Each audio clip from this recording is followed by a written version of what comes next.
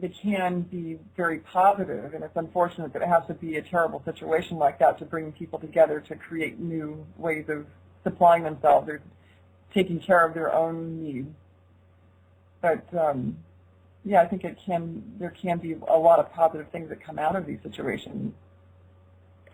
Yeah, but I think those are all really important points, Tricia, and I'm really interested in your critique of Poland. But I want to bring it back to the climate change issue, and I think maybe one of the things that's coming out of this conversation so far for me is that climate change and population are indivisible.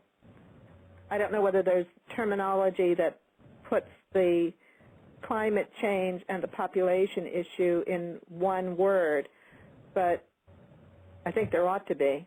That's one issue.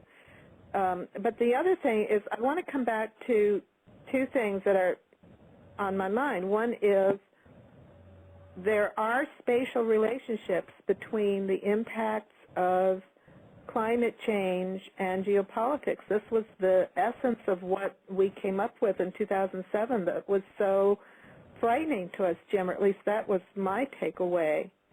And the other is that the complexity of the cumulative impacts of the repercussions of climate change are really, really difficult.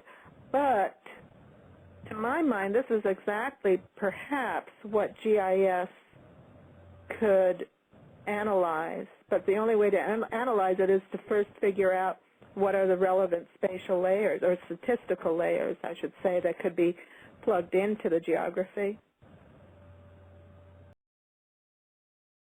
I don't know enough about GIS